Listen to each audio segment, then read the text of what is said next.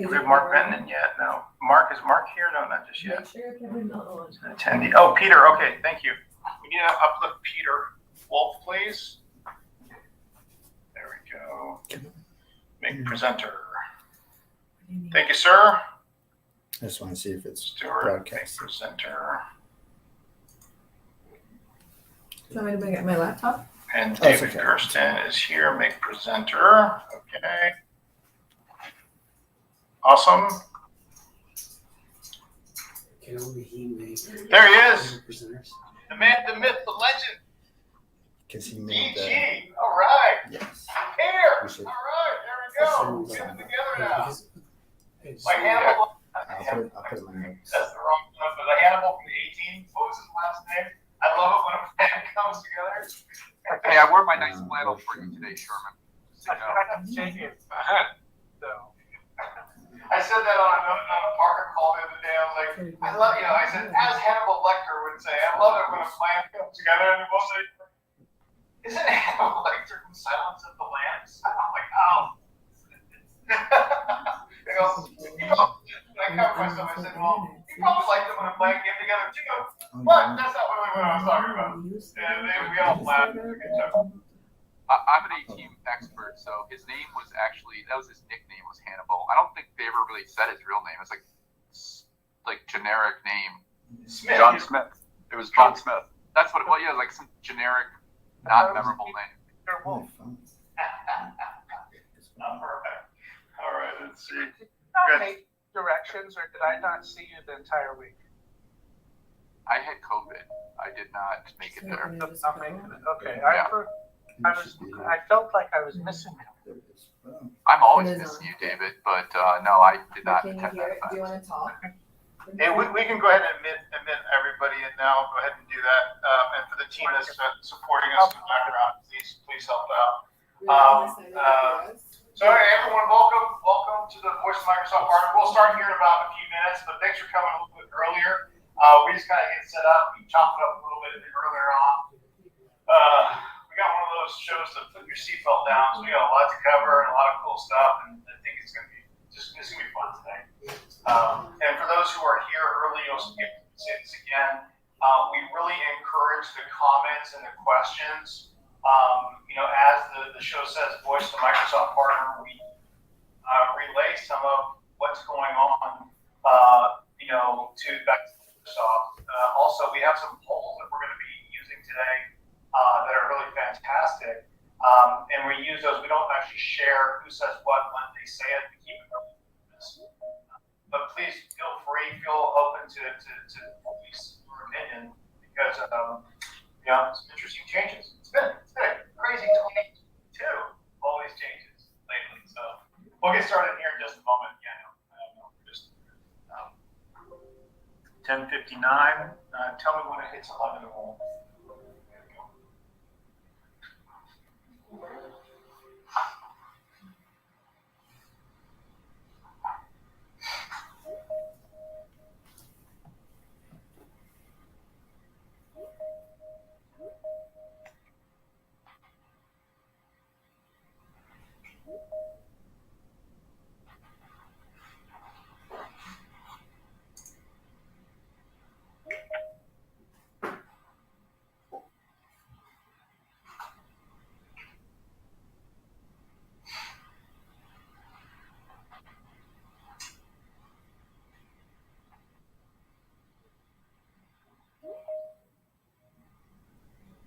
We get started here in just a moment.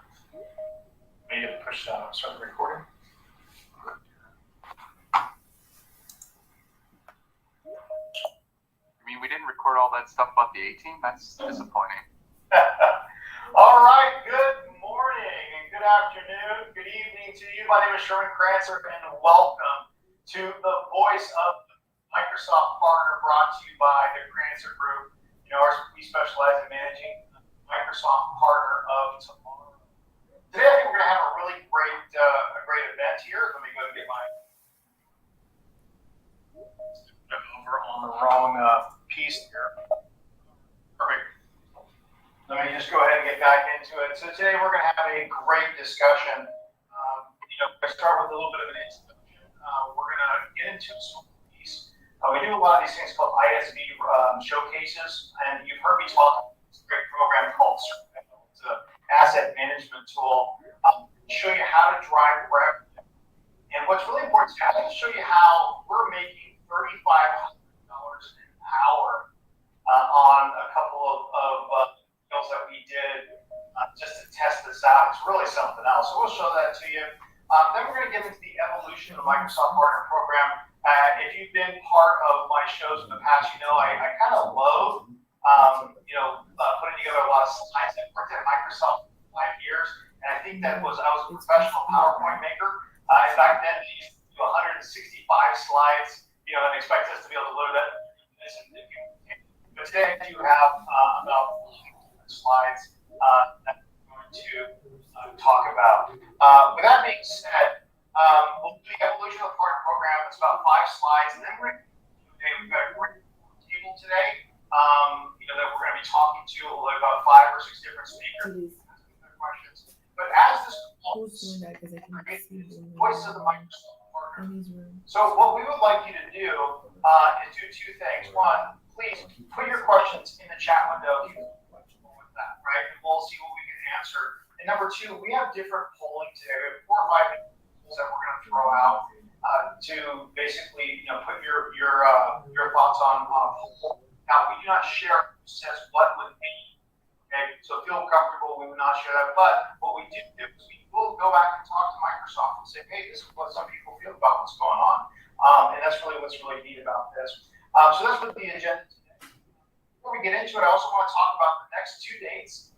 We have next month, we're going to be talking about advanced visualizations, which is really great. It compounds on top of what we're talking about today. So Kelly Piper from Microsoft, our platform group, she's going to be coming in, and we're going to be talking to her. But then after that, in June, we have a great speaker, Jonathan Davis, who heads up security for Microsoft. He's coming out of Finland. He's going to be on our show. We saw him at the Directions Conference, and he's going to be talking about what's next in cybersecurity for Microsoft. That one's going to be so cool too. So we're lining these things up, and we really appreciate first and foremost your attendance here. So that being said, we do have some guest speakers here, and if the guest speakers could go ahead and turn on your camera, I'd like you guys to just introduce yourselves here. We have, just one second, so we have these great ones. We'll start with David. David, would you mind just introducing yourself real quick to the group?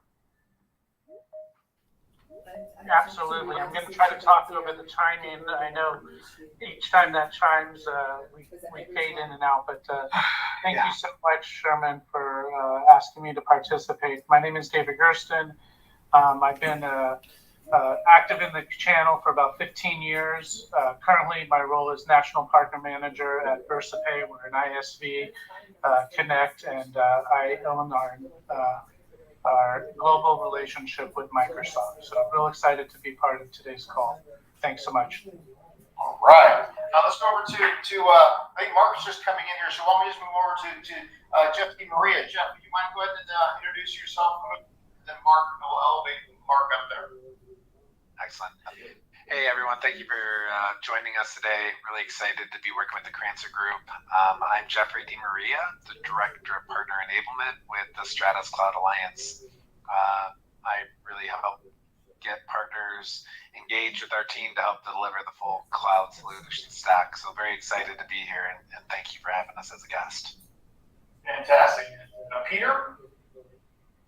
Before this, actually, Peter, 1 second. Hey, team, if you go into the settings of this and just allow everybody in, please. This way we don't have to get that bubble that keeps going up. Probably going to bubble. Let's go to Peter. Peter. Yeah, hi everybody. I'm with Zamba. Someone put together a Zumba. That's fine. Whatever. Call me whatever you want. I've been in the channel for 15 years or so. Our focus is working with partners to bring Dynamics CRM, the CE product, to their customers. So we're very partner focused. I talk with a lot of different partners, channel guy through thick and thin.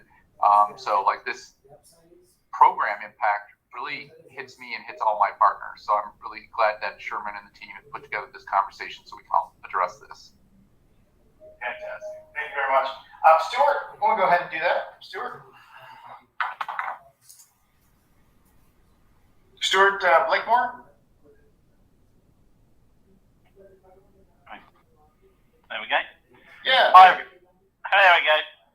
Someone had to be on mute. Hello, my name's Stuart Blakemore. I'm based over in the UK.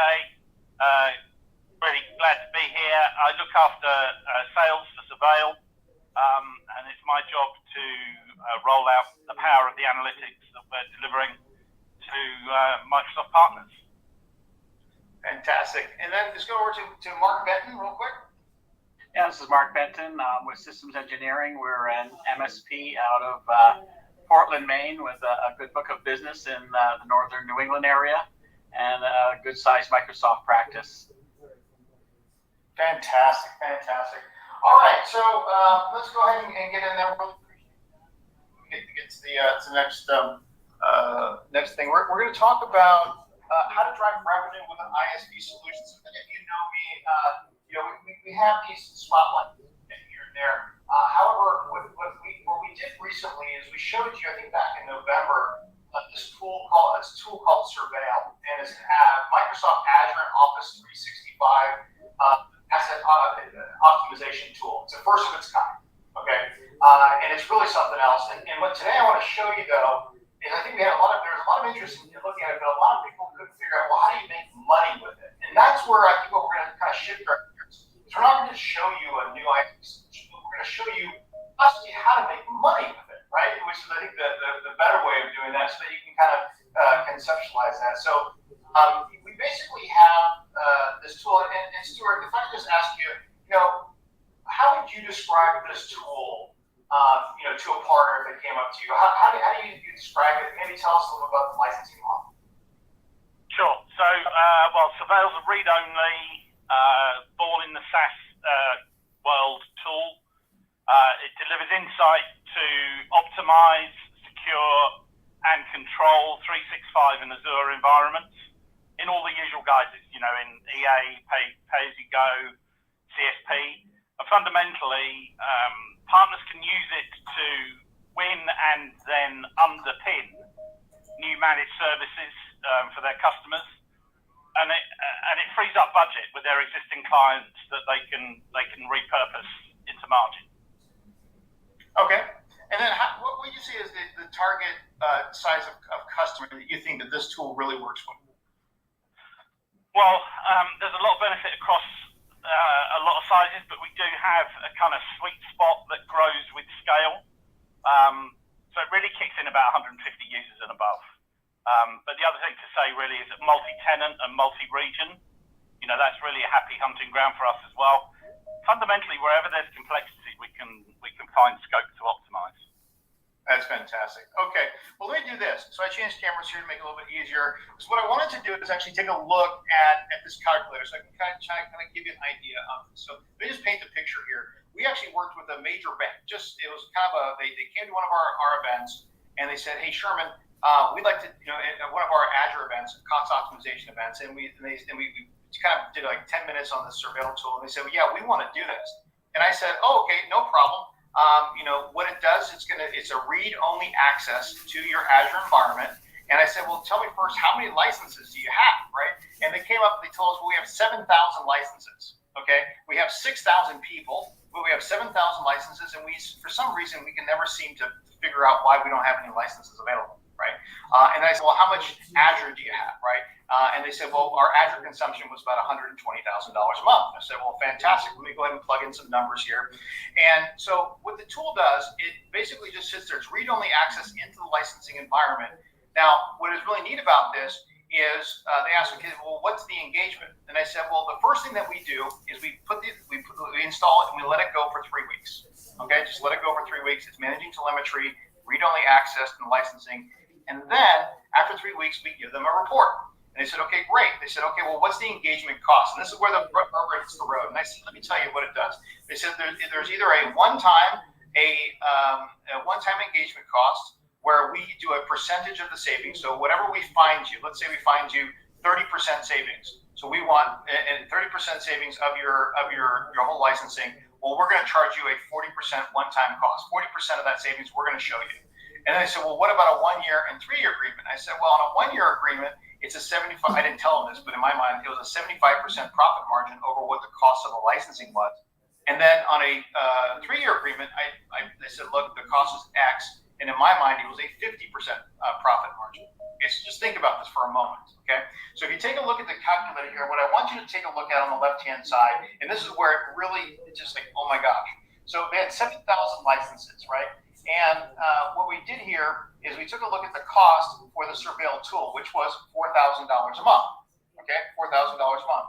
And then with that 50% profit margin on a 3 year, we would charge them an extra $4,000. So the total cost was $8,966 a month. Okay, basically what I'm gonna do, and the total annual cost over here of $107. So that's on a 3 year agreement. But let me show you something. What if I were to actually do a 75% profit margin, which was on a 1 year agreement, right? And now, what do you do for that 1 year? What you do is you spend 2 hours a month on this client, where you download all of the information, right? All the optimization reports before your meeting, and you spend 1 hour a month with the actual client to say, hey, this is what you have. So we're charging them on a 1 year agreement a total of 17 grand per month, okay? But now you might be thinking, wow, that's a lot of money. But let me show you something over here. So what I did is I created the tool to figure out, well, okay, what would the licensing cost be and what not? So if they had a $56, they had all E5, which this company actually did. Everything was in E5, which was like, wait a minute, do you really have 7,000 people doing E5? Wait a minute, hold on a second. So when I plug the numbers in here, basically, if I found 30%, I was gonna find them $1.4 million in savings. Now you take a look at that cost that I had over here in the bottom left-hand corner of 217 out of a 1.4 million, and you ask the question, are they gonna say no to this? It's fantastic, okay? And then we're basically here, it's 0.04%, 4.5% of the total licensing cost you're gonna end up charging them. Now, you might be saying, well, wait a minute, that's a lot, but what if I did a 3 year agreement, right, on the left-hand side, over here, and I did a 3 year agreement, and I did 50% profit margin, okay? Now, on the right-hand side, I'm going to just show you really quick. What's very interesting about this, it becomes 2.2% of the total licensing cost you're charging them to save them $1.4 million. Now, I will tell you this one thing. My meeting with them, explaining this and doing the demo to the fact where they said, yes, let's do the health check, took all of 16 minutes with the client. It was unbelievable. They're like, yes. And then the client tells me, hey, Sherman, I need to put you in front of the CTO, but I'm not going to invite the Microsoft or the Azure. And I'm not even talking Azure yet, but Microsoft and the Azure folks, because I want the CTO. Can you send me a demo? I sent him a demo. He calls me back 2 days later and says, hey, Sherman, the CTO doesn't want to meet you. He just wants it done. Send me the MSA. Let's get it going. I'll do a 3 year agreement with you. So on this particular deal, okay, I did a 3 year agreement with them at 50% profit margin. I'm going to make $2,200 an hour on this deal for 3 years. Just think about that. So great. Stupid. Crazy. But this is really cool is that this really works like with an EA agreement, okay? A lot of times we can't do anything with EA agreements, right? But what you can do with this tool is you can reconfigure the EA agreement. What if they're overstuffed? What if they've got 300 Visio or 1,000 Visio license that somebody's overstuffed it? Well, let's reconfigure it, or let's do a true down at the end of the month. That's what I think is important here, is that we have an ability to go into it. Now, the last thing I'm going to mention to you, okay, is we do we do all of the Azure immersion workshops for Microsoft, right? Microsoft US and Canada subsidiary.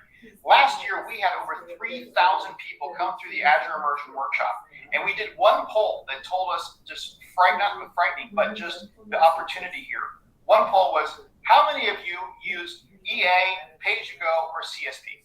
And these are all SMC or corporate clients, right? Okay. And you know what the response was? 82% use pay-as-you-go.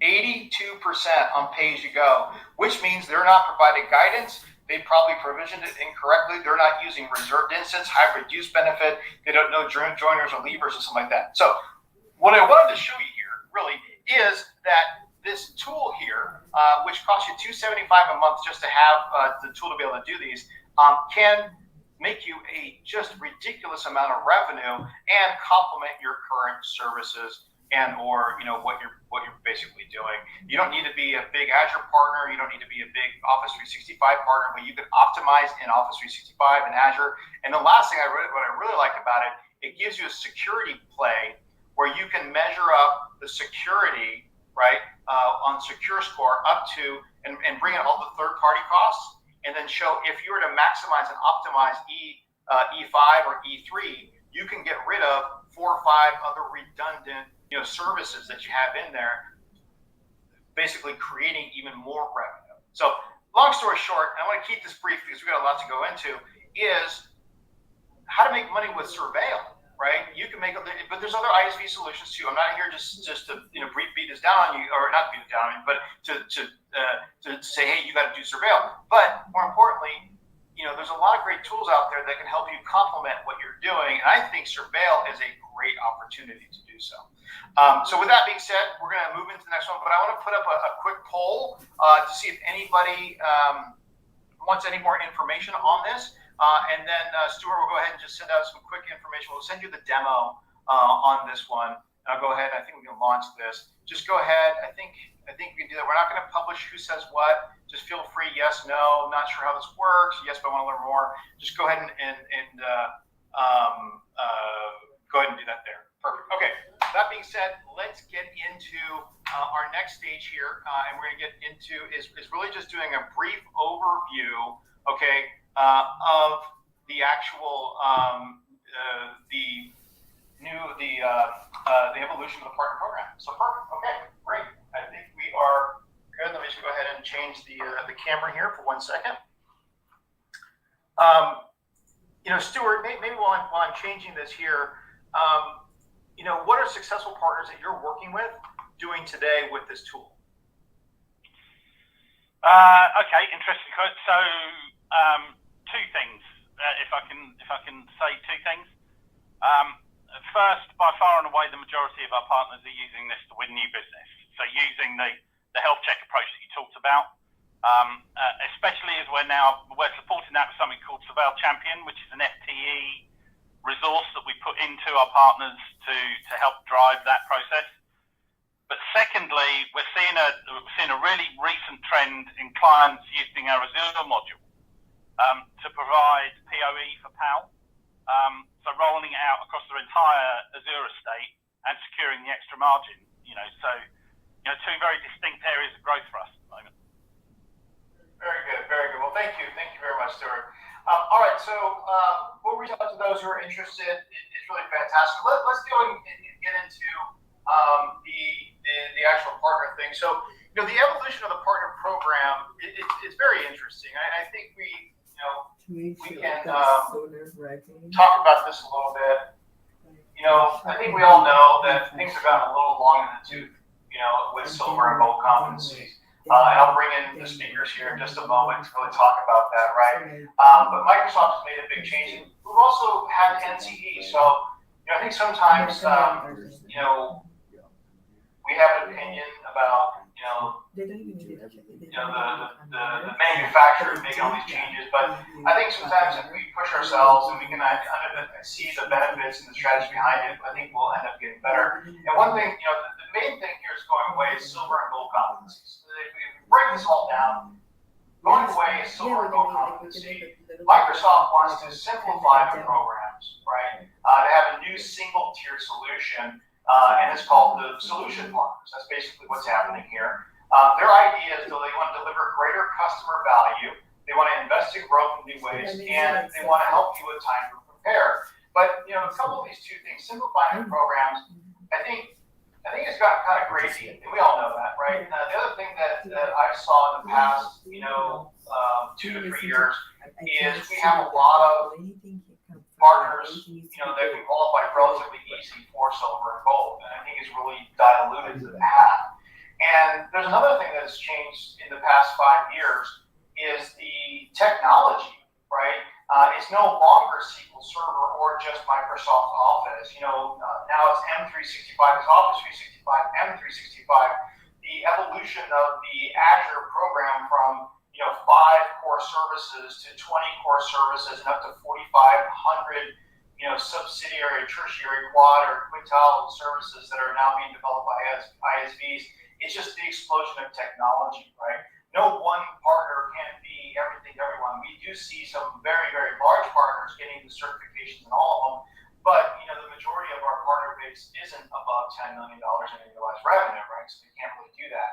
So, I think what Microsoft is doing, from my interpretation, is saying, hey, let's try to help our partners focus on certain solutions and get really good at it and really skill onto it. And that second bullet point of delivering greater customer value, I do believe that that's going to happen over time as our partners will become solution partners that have these advanced and intermediate certifications that really allow them to deliver better customer value. I think there's been a lot of deployments, major deployments for major organizations that have just blown up because the partners that were in there that said they had silver and gold were not that good, right? And I think that this is really going to help us kind of get it into there. So basically, you're becoming a solutions partner. That's the designation for the opportunity.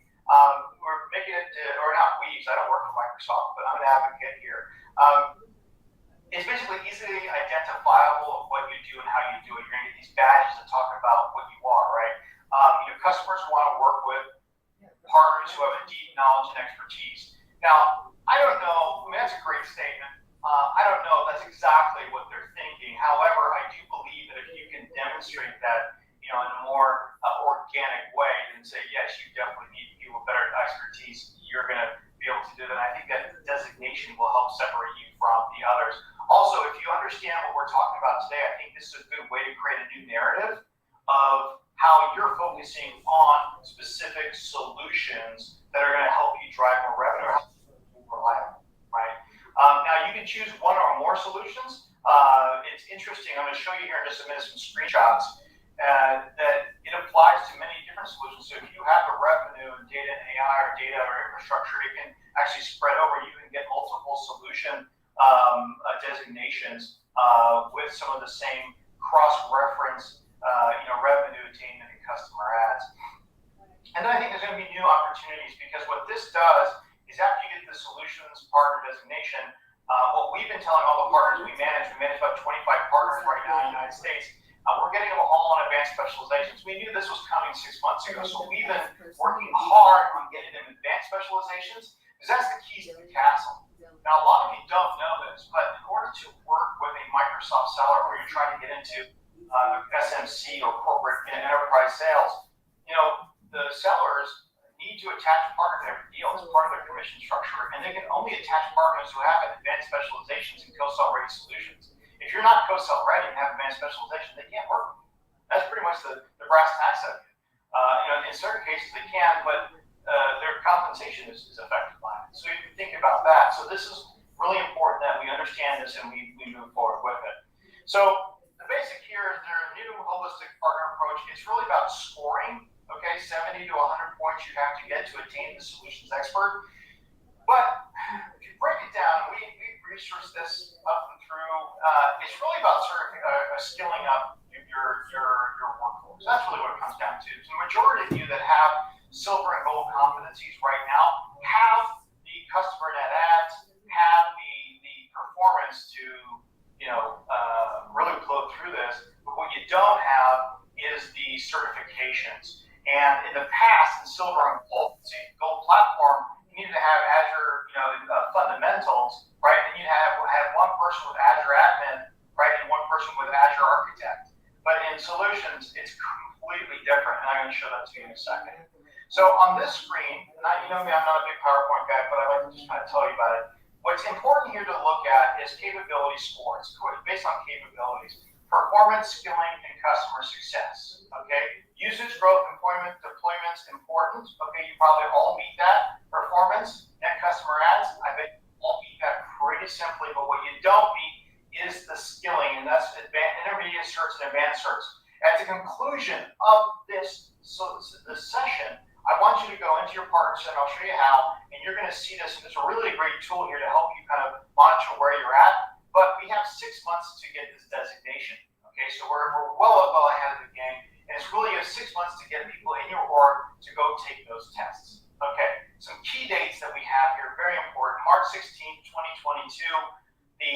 Microsoft announced this. We announced this plan. Now you can start checking progress. They rolled it out. And actually, considering the rollouts have been happening with NCE and some of the egg on our face with that one, this is actually coming out pretty cool. I spent an hour and a half with them kind of going through it, and I was like, wow, this is pretty interesting. September 30th, now this is a very important day. Okay? So many of you have competencies right now. Okay? Maybe you have competencies that are renewing in the next few months. Now, you have the ability to renew your current competencies, a silver or gold competency, up until September 30th, 2022. And when you do that, you will maintain your silver and gold competency benefits throughout the next year. But what you will not be able to do is on October 3rd is use your badge or display your badge anywhere in the Microsoft ecosystem. Now, it's interesting because I was told this. First thing that came to mind, somebody said, well, you're not going to be able to display your badge. And I said, where? This is a free country. I can go and display my badge. But where are you telling me I can't? And who's the police to tell me I can't put it on my website? And they said, no, we don't need to be adversarial about this. But what they're going to do is that you can't put your badge on anything inside the Microsoft network. So if you're, on your listings in co-sell, if you have a gold and silver competency, you will not be able to place that on those pages. So what they want you to do is get that solutions partner and then place those badges on the system. Okay, so that's just really important to understand there. So October 3rd, we can get those silver partner badge designations. Silver and gold goes away. What's interesting about this, though, is as I dug deeper, what I realized was it's like getting a gold certification.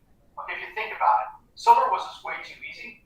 I think that it needs to be a culling, I guess. But it's really getting a gold because if you look at the benefits that you're provided, if you get any one of these solutions programs, it really mirrors the gold, those gold benefits, right? How many IURs, how much Azure consumption, Visio licenses, server counts, all that. If you look at the actual benefits, it's about the same as gold.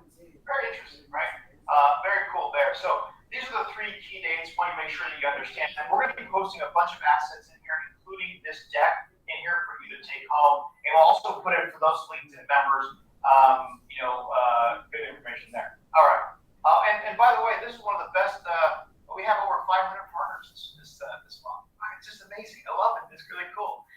So this is a snapshot of my tenant. Okay. Now you're probably wondering, okay, why are you a partner? No, I'm not a partner. The Crancer Group is not a partner. However, we have a sandbox. But what's interesting about our sandbox is our sandbox meets the criteria to allow us to get digital app infrastructure. It's very something else. So when you go into your partner portal, you're going to go to home, you're going to hit membership, and on the middle left-hand side of this particular, you see it says solution partner, you hit overview, and then you'll get this particular menu, okay? And what it's doing here is it's showing me that, okay, modern work, I got 0 out of 100. That's totally plausible because we don't have any licenses that we've bought through CSP, right? Data and app and innovation, but we have infrastructure, 40 out of 100 points. Great. So what I do is I click into them. Now, when you click into the few details, you're going to be given another screen just like this. It's really awesome. So my net customer ads, as you can see, I'm 100% true to the word that we are not a partner. We only have one. You know what that is? That's Azure Direct. That's our sandbox that we use for teaching. Okay. So we have one net that. Great. I got 10 out of 30. If I put 2 more in, I got 30. Now, if you look at skilling, we have the 0. We have 2 people that haven't been added to this. Actually, 3 people because they have the certifications. But we also have customer success. If you look at the bottom, look at left deployments, and our usage growth is 842%.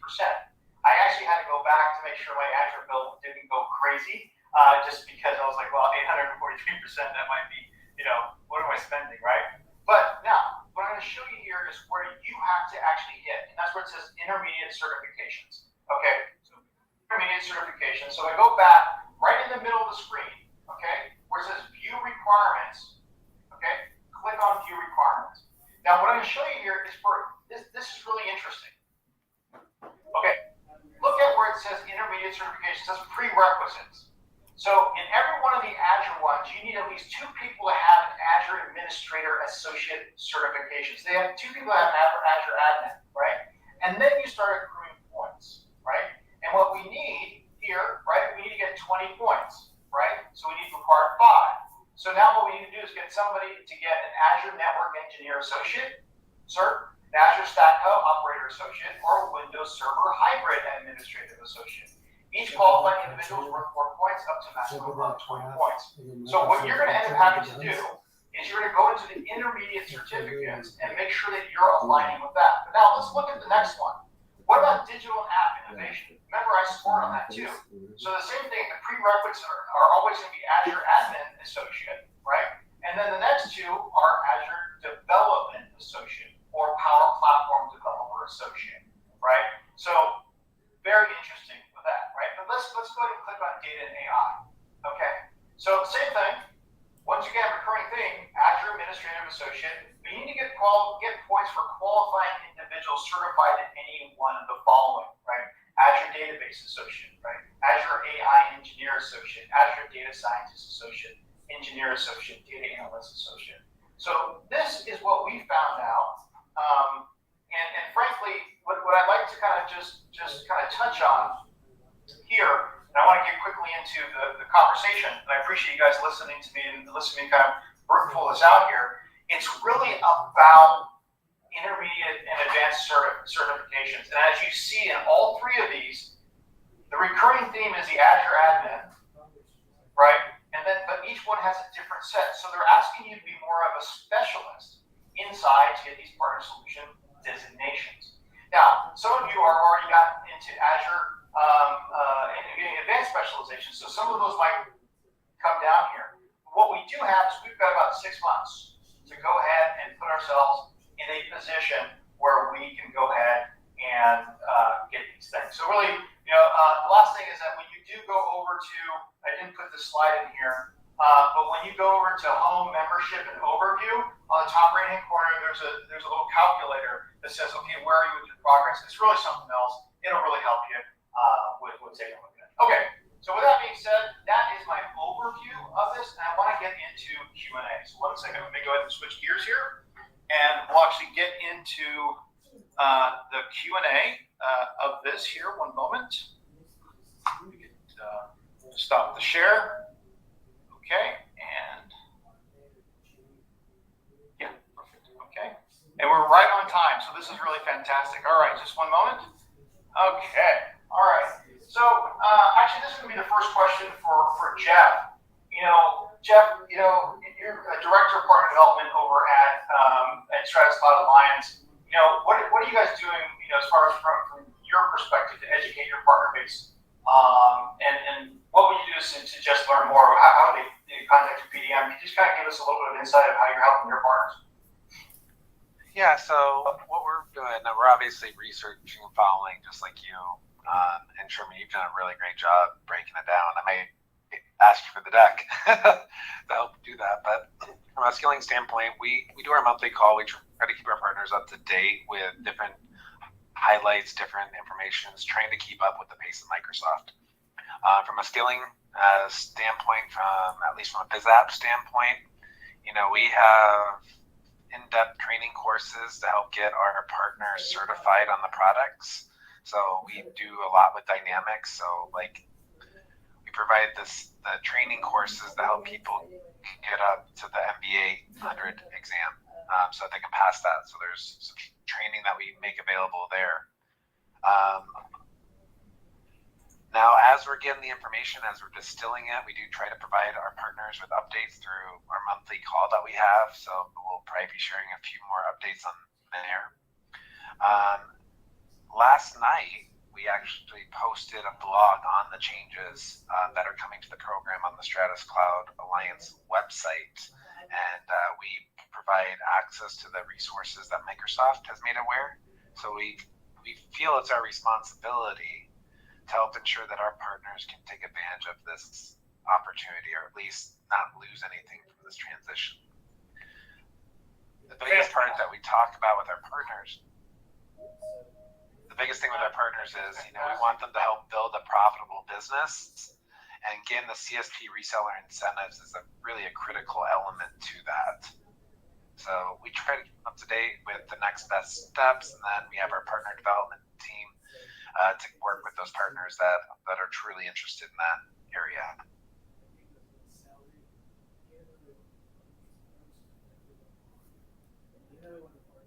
Sherman, you're muted.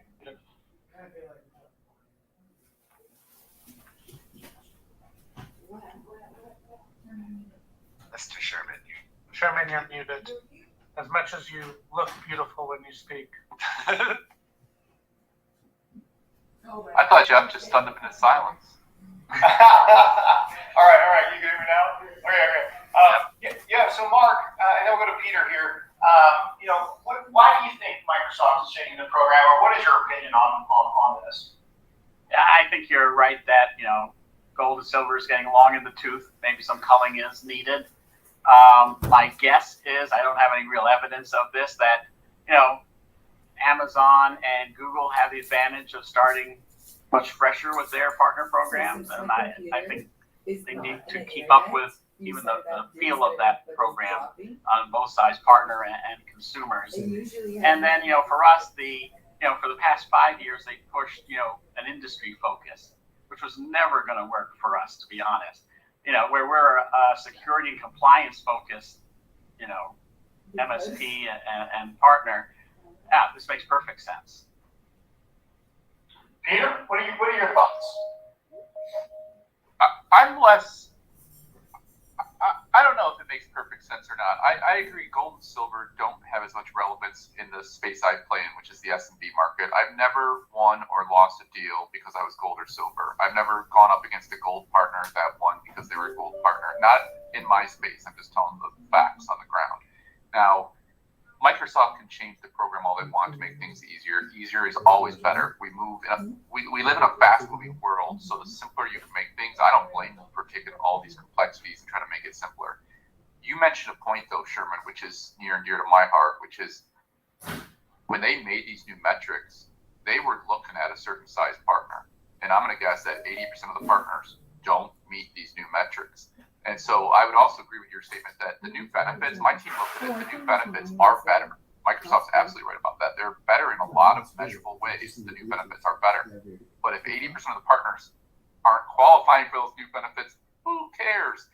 Like for me, the reason why we focus on getting silver and gold is because we use this technology stack internally.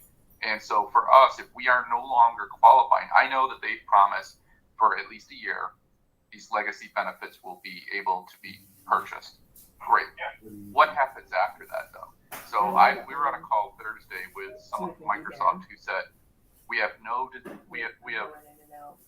I forget how they phrased it. Basically, there was somewhat of a loose commitment to ensuring that these legacy benefits will be here for the foreseeable future, but that's not really a written, defined thing yet. And then in the back of my mind, I say, well, if it just becomes like an action pack deluxe, so you can just buy it. Well, then what was the point of certifications in the first place if we can just buy our benefits? Because how are they going to tell I deserve to get the Action Pack Deluxe unless they're going to start measuring me again? So I qualify for the Action Pack Deluxe. So for me, the real concern here is whether Microsoft wants to evolve their programs, that's their choice. But there's a lot of partners out here who count on those internal use rights to run their business. And if we have to start paying for it, I'll be truthful, I'll start paying for it because I believe in the tools. I use the tools. The tools are impactful in my business to make me streamline and more profitable. So I'll pay for them if I have to. But it takes away money that I could be using to market, sell more, train up my people, get more customers, which is for the greater good of all of us, Microsoft, the customers, and me. So I would hope they understand that giving us those IUR rights, yes, there may be a cost to Microsoft, but there's a huge benefit to Microsoft too, and for the channel. So sorry if I was a little bit long-winded there, but that's I honestly don't care about Microsoft's motivations. If they want to streamline things, I'm all for it. If they want to cut me out of their program, that's fine, but just let me know what I need to do to keep using that software internally. If I have to pay for it, I'll pay for it. I won't be happy about it, and it's just going to slow me down as a business owner. That's all it's going to do. So that's a good point, and I love the comments I love the comments. David, I'm going to ask to go to you next, the same question, but I love the comments. I've watched them, so thanks, Keith. I will say this, and a lot of people are afraid to say some things, but I got to say it. I looked at the dynamics of the business applications solutions partner, and Microsoft keeps talking about wanting to have more dynamics partners. Keep saying, we got to have more dynamics partners. Everyone's got to be a dynamics partner. It's impossible to hit the bar that you're hitting for anybody to break into Dynamics unless you have at least $1 million that you're going to spend on, employing 8 or 9 different engineers. And I'm going to say that. Go back and look at those certifications, intermediate and certifications. It is 10 times what your solutions partner for any of the other designations are. And if you're wanting net new people to actually sell Dynamics, get good at it, you got to lower the bar. It's too high. It's ridiculous. And I did find out that out of the top 100, do you know how many partners are over $10 million in revenue in Dynamics? Total, whole United States, 25 total. That's it. Everyone else. So you want to know, if you want to increase your Dynamics practice, you got to work on helping more partners get in there. So just a little Peter. Yeah, can I do a follow-up here? So I know a lot of people focus on the certifications, which I agree with you. I don't have 20 people on staff, so I'm not going to max out my certifications count. But for the record, I did 33 deals last year of Dynamics, and this year I'm probably tracking to do 50. Of those 33 deals last year, only 5 would count as the new customer metric because they're so small. They don't hit the $1,500 a month workload threshold. So it's like my business doesn't matter to Microsoft. I know that's not true. And some people are negative. I get it. I see Microsoft as changing because they want to keep things interesting. I don't begrudge that. But I think they missed the mark there and they didn't look at partners like me because there's a lot of partners like me that are making an impact, but we just aren't hitting those metrics as they've been defined right now. Yeah, in my opinion, that's the biggest miss. David, let me ask you, what are your thoughts on this? So it's interesting. I've spent the last 6 months now, 8 months on the ISV side of the world. So I think it's a little different play on the ISV side than on the partner side. Definitely agree. Dynamics partners, spent the last 12 years there. I was in those sub $10 million, sub $100 million partners. I was in those bottom 85 partners, not of the top 100. So it was very difficult, very hard to exist even in the current programs that were there. They were just never friendly. So again, I agreed with everyone that has spoken already. I do think that, Microsoft's going to move their cheese. They're going to do what is needed. I do, as an ISV though, we're split across other ERPs. So our focus, our talent that's really committed to the Microsoft side is much smaller. We have over 500 employees as an organization, but on our dev side and the people that are actually going to get certified, that's going to be a real challenge for us. It always has been, and it's going to continue. The other thing is how we attach to deals. We can't go with deep horror all the time. There's conflicts as an ISV because there's already a partner involved in that. So there's first to the deal type of things that happen, and so for us to actually attach ourselves to revenue is also incredibly difficult. So as we continue to go through our options, it's almost like our Azure spend, and other things that are completely irrelevant to us being a Dynamics BizApps ISV. We're not going to be able to continue to have, meet those achievements. We're going to do everything possible to do it. We've done it before. It's always been hard as an ISV to fit in where do you fit as a silver or gold anyway? Without it, it's going to be incredibly expensive.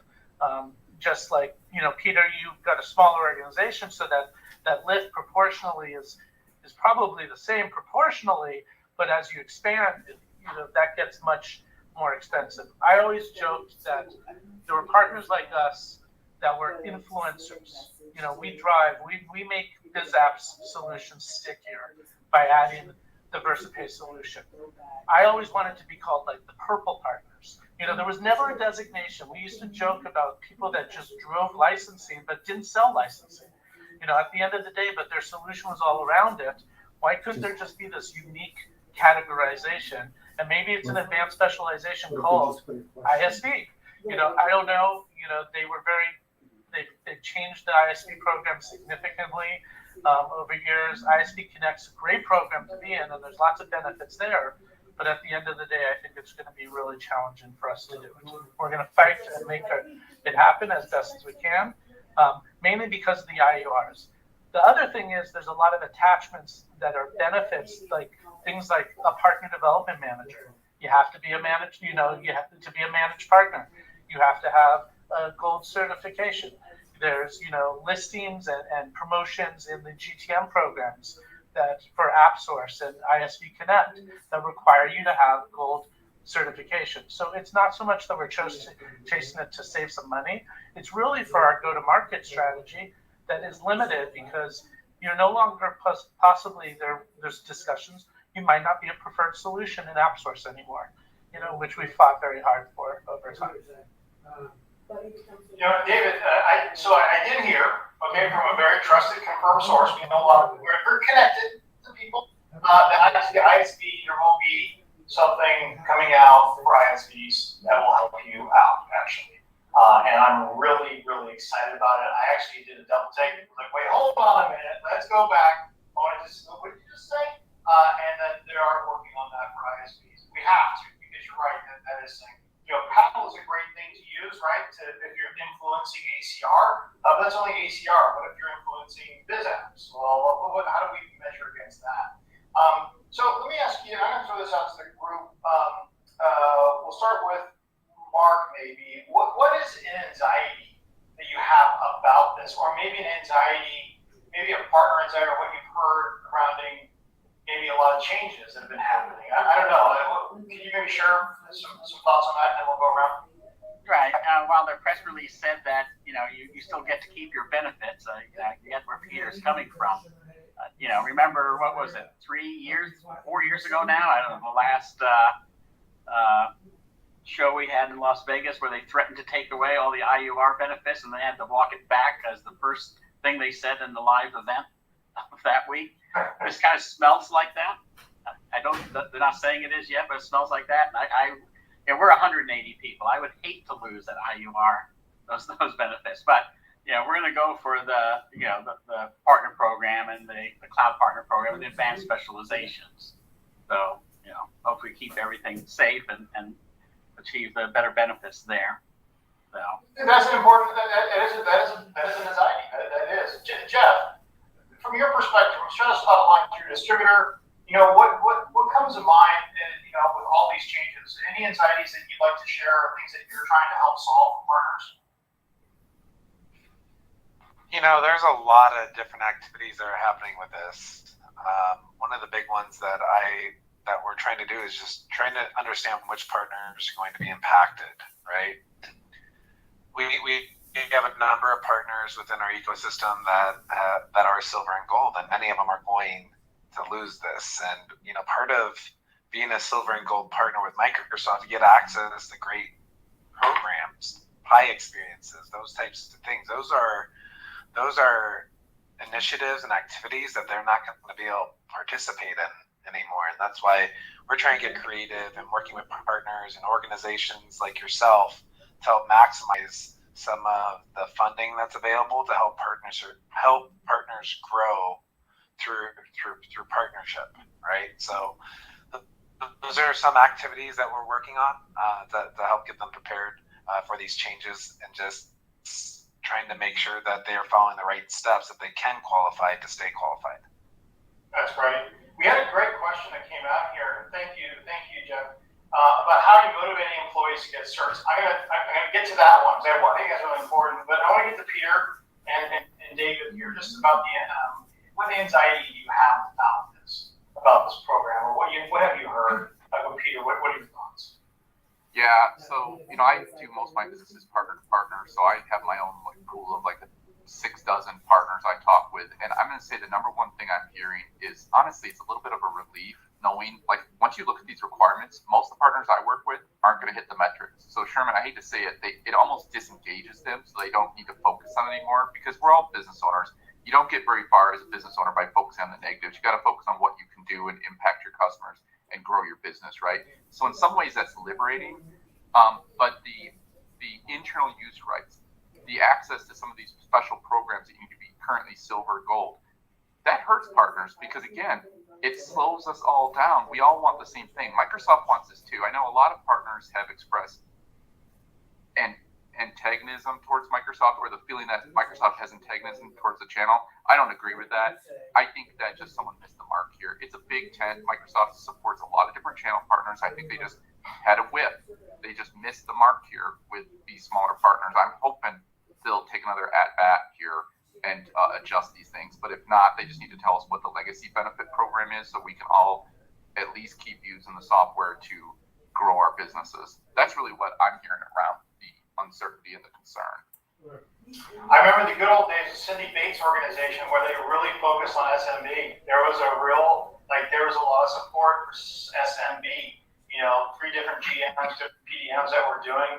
And the new organization, when Cindy basically, when they changed over, they was focused on the top 10% who are doing 60% of the business, and not really giving. We've lost a lot of power, a lot of partners that to that because you're kind of lost. David, what are your thoughts? Anxiety. I'm with some great peers on this panel, and there's not a lot more that I can say that differs from them. For us internally, it's another program group that we need to put together to distract us. It's noise that we don't want to deal with, that we have to focus on the next 6 months and figure out how we're going to achieve it. It's just a diversion and attention distraction for us. A lot of our 12 and 24-month plans are based on the benefits that we're getting, the program. It's not really benefit. I call it the attaching to the programs that are available, learning about the new programs that are available for partners like us, and see where we can help go to market. At the end of the day, it could cost us more money, infrastructure-wise. It's not about that. It's really about that commitment to partnering. We're looking to co-sell together. We're looking to be part of those conversations and those programs, and I think it's going to be a challenge. My last 12 years being in IMCP has always been the voice of the small partner. At the end of the day, I remember 4 years ago when the threat of pulling IURs came out, and IMCP got together and put a chain, meetings and letters together, and Microsoft turned around on a dime and made it. And I think we really need to be vocal. At the end of the day, we were excited when Business Central got added to scorecards.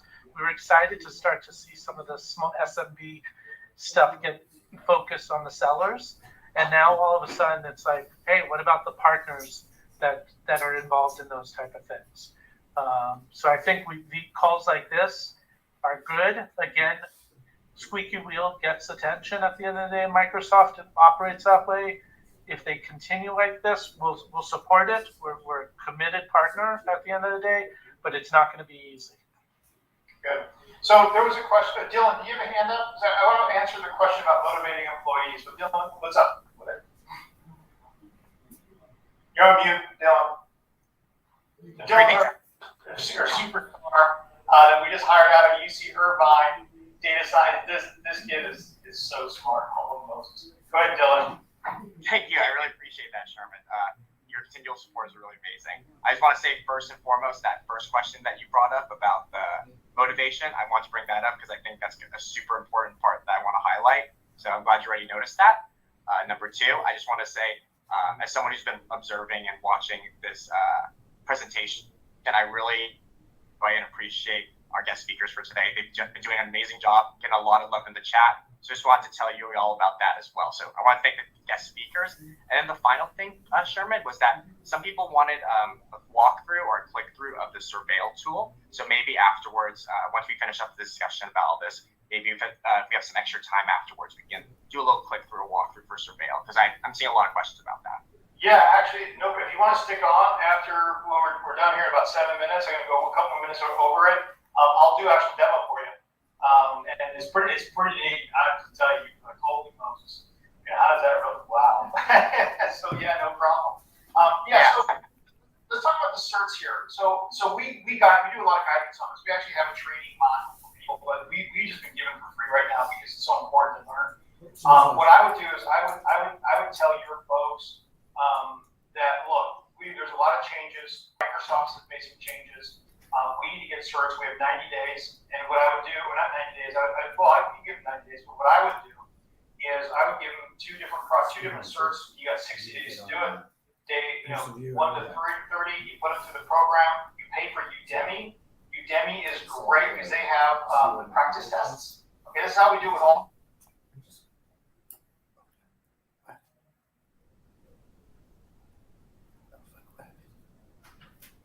One test a day. Week 2, you're taking 2 tests a day. Week 3, you're taking 3 tests a day. Week 4, 4 tests a day, and you're passing it. You give them a management by objective bonus, $1,500, or $2,000 to get it, and then you repeat that cycle. Now, it's hard to motivate, especially the inmates run the asylum. That happens. I see that all the time. I go into partners, and the leadership are like, I can't get anyone to do this. I can't get the salespeople to do this. How do we do this? But I think what we need to do is take a hard line on that. We need to say, look, things have changed. We can't sit on our laurels. But also, the other thing, too, is there's probably, 200 different line items that you need to become expert in. Uh-oh, Sherman. You froze. We're this is Dylan. There we go. Help them, with just increasing their knowledge base, but they're going to be more attractive. But that's the problem, though, right? You don't want your employees so attractive. The next thing you know, they get a cert, and then they get a $60,000 offer raise from somebody, right? Because that is definitely happening. All right. Say again? Okay. All right. Let's see. So the cost of the designation is $4,700. It's a gold cost. Does that, Jeffrey, Jeff, what do you think? Do you think that's going to be a big differentiator with this? The cost? Shouldn't be. It shouldn't be, right? I mean, it's not going to affect you. David, what do you think? Nope. No. You can you pay it one time, right? And then you can get the different solutions. It's up in Peter. No, I don't think the costs matter one bit because the benefits are so high. It's you get what you pay for. It's a great value. It's not the costs that are the problem. Okay. And Mark, are you the last one here? Yeah, the cost definitely not an issue. It's getting enough people lined up and motivated to complete all the exams in time. That's going to be the thing, right? And actually, I don't know if maybe you were speaking to that because you were breaking up quite a bit. But, is there a special, besides, what's available in Partner Center, is there some unique tool that helps manage the individuals you're lining up to complete these various exams? No, there really isn't. We have a little we actually have a calendar that we actually break it down for the actual rep who's doing it, and we basically say, okay, module 1, 2, 3, 4. So the whole thing is in week 1, right? They go through the learning path, and then the main thing, and the way I always took tests was you just take the test, right? You get all the practice tests, you keep taking them, and the answers, so we go to Udemy and we pay $60 per certification for their practice tests in whatever they're looking for. And that's how our employees here at the Crancer Group, we've got 12 now, believe it or not, are all getting all their certifications. And it's an easy way to kind of manage them through that month. You can extend it if your people don't want to do it very well. But, you can say, 90 days. But that's how I would do it. I would certainly throw an MBO in there, but just want to let you know. With that being said, I want to say thank you, everyone. Thank you to all the speakers here. I think we'll probably go another half hour, an hour on this. But thank you very much for your time. One last thing we actually wanted to kind of just quickly talk about, and that's our partnership with Stratos Cloud Alliance and their folks. Let me go ahead and just do a share here. One moment. Let me go back to my screen. There we go. Okay, and then back to there. So if you're a Stratos Cloud Alliance partner that have come in here, we have an immersion program that we're actually helping out quite a bit. And basically, we're using the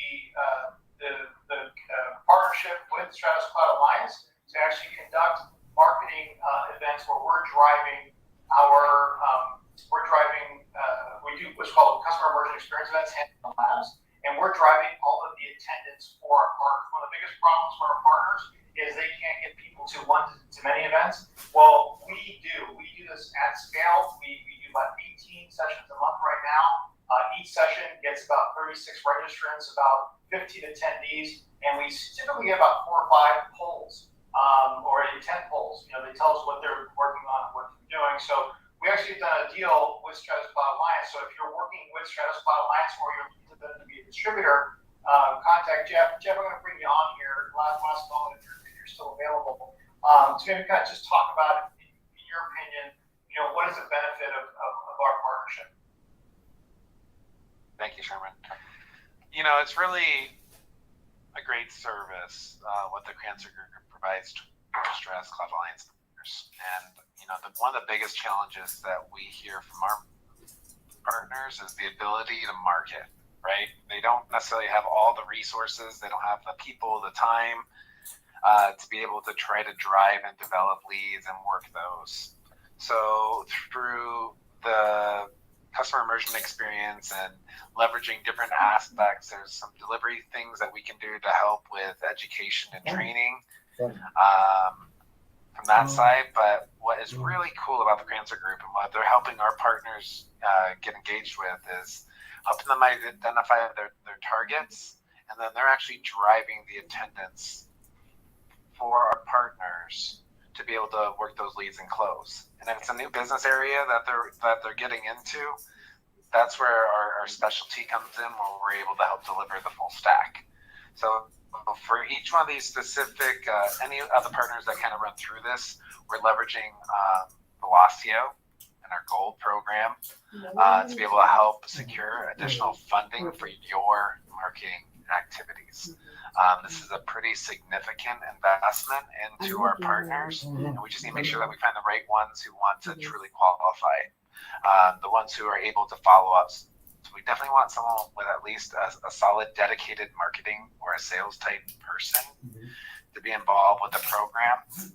We've also trained up Kevin on our partner enablement team to help make sure that we can help ensure that we can secure the funding for these marketing programs to help our partners and businesses grow. He's used For the Crancer, the partnership.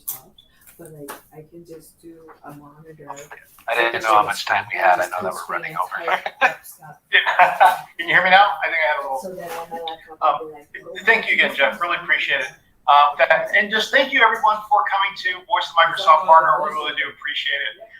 So many of you have actually just asked, or there are some of you that asked us to do a quick demo on Surveil, and I'm going to show it to you really quick. So let me go ahead and do this. I got Stuart on here. He's going to help me with this as well. A little bit impromptu. He's like, wait, I was supposed to do that too. So cool. So basically what I want to show you here is I went to ussurveil.co, and let me just go back. And basically I'd sign in.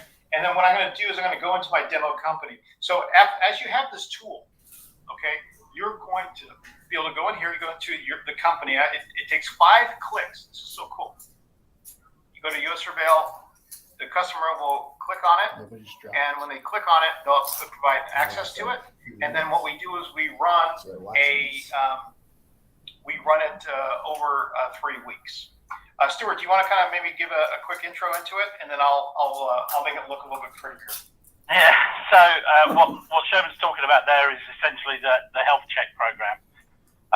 So the health check program is targeted both for new clients and for your existing clients to really position that initial optimized play. So to find the big story that can get you either into that new customer or get you into that managed service discussion with your existing customer. And as Sherman said, it's very quick onboarding with extract the data in a read-only manner, and we churn that data for 3 weeks to get to a high degree of accuracy for the findings that we then report back. Perfect. Okay, so let me go ahead and I'm going to show you on my screen, if you guys can still hear me. I think I'm a little bit... Yeah, we can hear you. Oh, having said that, now you've got fine. Azure, go over to where it says overview.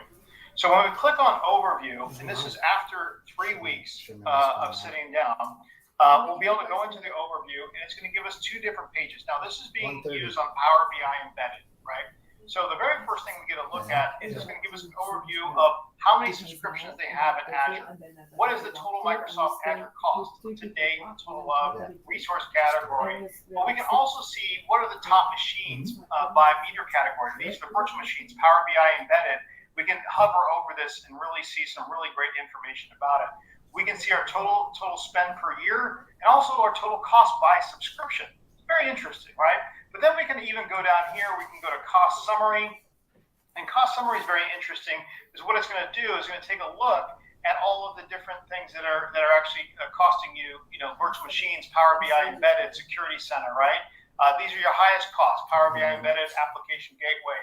We can go specifically into resource groups if we want to see what are the biggest resource groups, what are the changes between the periods that we're watching it, what are our costs by months. We can actually start monitoring, and we can really go into this. And I tell you, there's about 25,000 reports in here, but what I really want to show you is what we would actually show the customer. So we know all this stuff. What we would do is we would go over to the overview here. Okay, or recommendations. I'm sorry. Go over to recommendations and go to the summary. So after 3 weeks, we're going to sit in front of the actual client. Now this is a small demo environment. Okay, and watch this. This is lights out. This is just. So the very first page, when we get into the overview, okay, it's going to tell us reserved instances. You have 13 reserved instance recommendations. Now this is where we find the biggest savings when we are talking to pay-as-you-go customers. 13 reserved instance recommendations, 23 targeted resources. Look at zombie resources. Wait a minute, there's a bunch of abandoned disks. A lot of our test dev, oh my gosh, right? A lot of our test dev people leave stuff on or they provision the wrong thing. The next is hybrid use benefit. How many machines can we use for the hybrid use benefit? Or top 3 storage costs. How many SSD managed disks were provisioned? And there's another thing that we find a lot of test dev environments do these managed the managed disks, and that's a big problem. But let me show you. So if we click over here, you can click into like zombie resources, right? Gives you a recommendation story. But what I like to show customers is this overview. Now in this overview, now you can say, oh, look at this, reserved instances. If I could use reserved instances, I can save, and this is an eye test, $1,100, but hey, give me the details. Now you know what it does? It gives you all the details.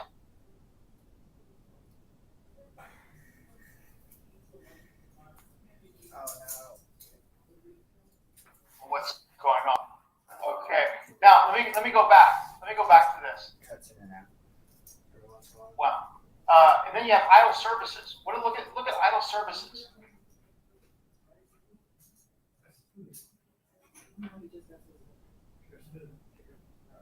It'll come here in a second. Come on. And you now know what are idle, what you can turn on and turn off. It's really fantastic.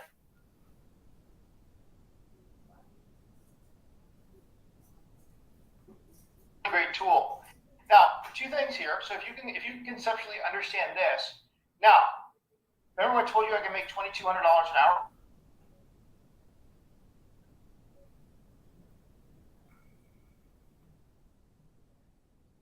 Or to the client. 1 hour before, 1 hour afterwards. Holy smokes, right? Now, let me show you this. Let's go to Office 365. I'm going to go over to Overview again. So the cool thing about this, read-only access, but it's going to go ahead and find out everything that has to do with. Maybe I'll turn mine off. Okay. And we're going to go to recommendations later, but this is getting a little slow.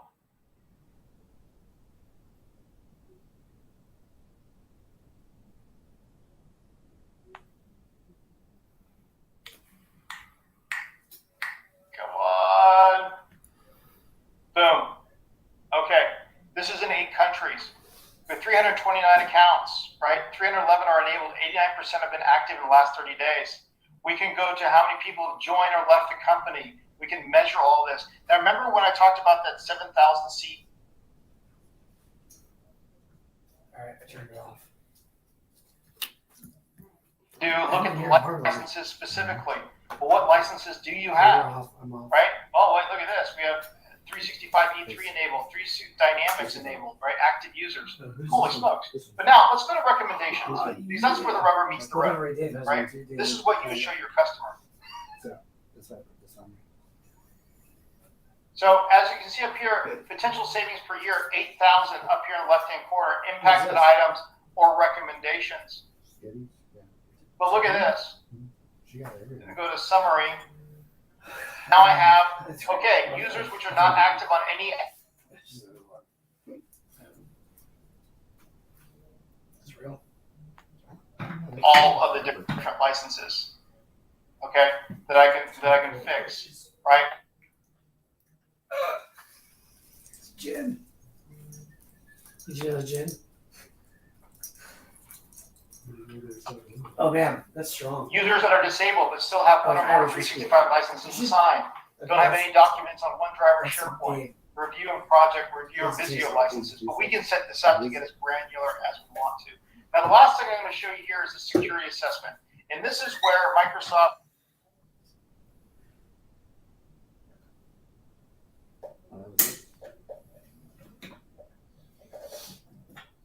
Secure Score that Microsoft has, and also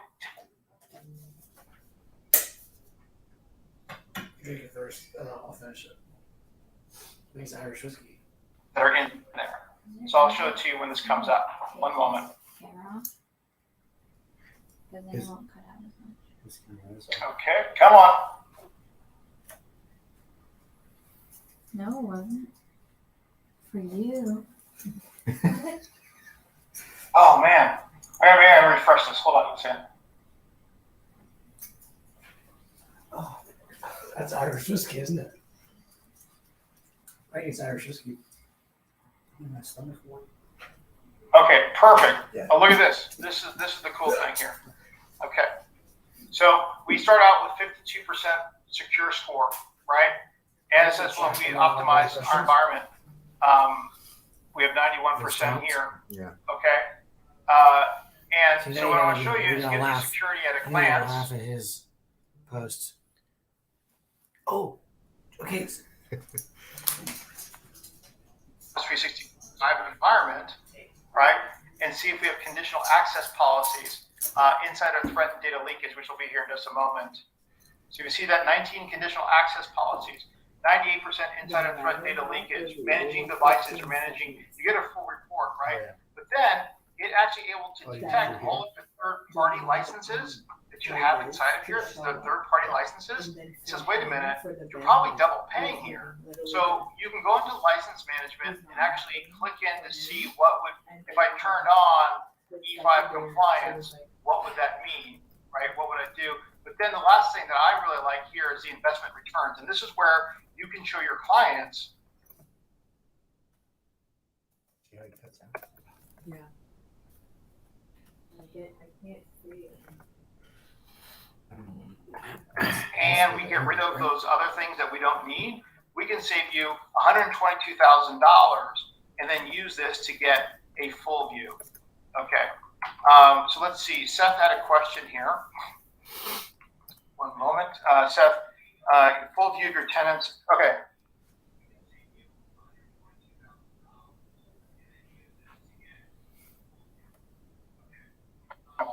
For the health check. Okay. You can get that tool and then you can run this.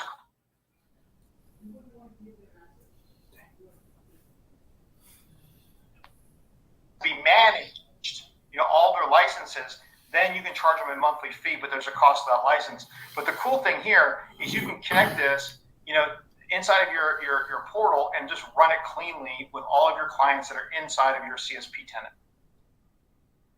thing.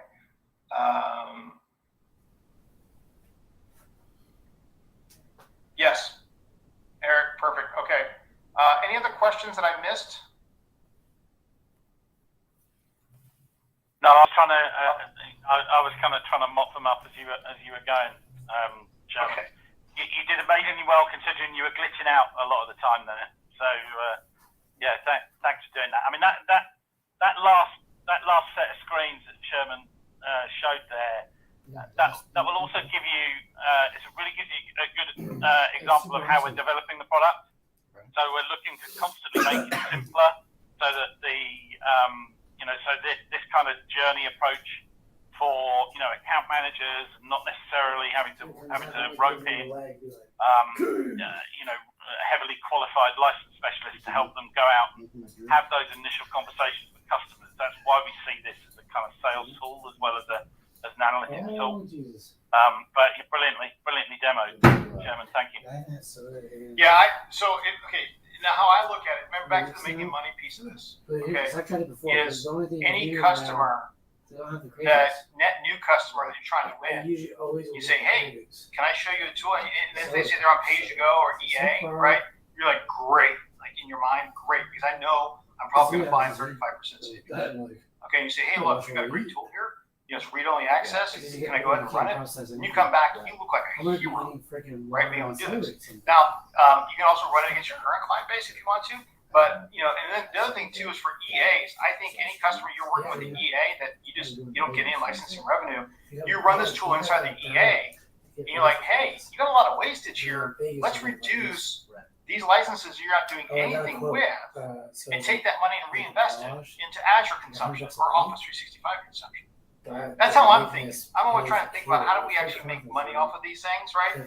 This is how you do it. So, anyways, let's see if there's any last questions. I was just answering Seth's one about client-facing reports. Basically all the reports that you see here, you can turn into client-facing reports. We've also got, we've kind of distilled those down into a C-level dashboard as well. But essentially, you can configure as much or as little as this to be facing your customers as you like. Some of our partners use Surveil as their customer portal, predominantly to feed back the information that they choose that they want to feed back to the end customer. Yeah, and the cost of the tool is $275 a month just to have the health checks. Now, if you're going to do management of a client, then there's a cost to run that tool on a monthly basis. But health checks, that's what you want to do. You run it for 3 weeks, you get a report, you're like, great. Now we're going to figure out how do we make money on that report, right? Because it could be where it's a small client, and you're just like, I can do 30% of whatever I save one time, because that monthly cost is too expensive. They're not big enough client to really amortize that monthly cost, right? But that's how I would do it. So there's a lot of opportunity here. What we will do is we're going to send everybody here a copy of, I did a great demo on YouTube. That's 13 minutes long. That doesn't have any glitches that you saw here. And then we'll send you a link to, Stuart will do follow-ups. So if you just let me know you're interested in learning more, you'll be talking with Stuart directly. He's in the UK. But they're coming to the U.S. So my boss is coming to the U.S. next week. So keep him busy. And he'll come and see you. Very cool, everyone. Well, hey, thanks so much, everybody, for coming today. Really appreciate it. Thanks for staying a little longer. I hope you guys got something out of this. We really do appreciate the monthly thing. It's always the last Friday of the month. And thank you. And sorry if we send too many emails. We don't mean to, but we're not trying to sell you anything either. So we're just asking you to come to this show. That's all we want to do. All right, everyone. Thanks again for your time today. Have a great afternoon. Talk to you later. Bye-bye.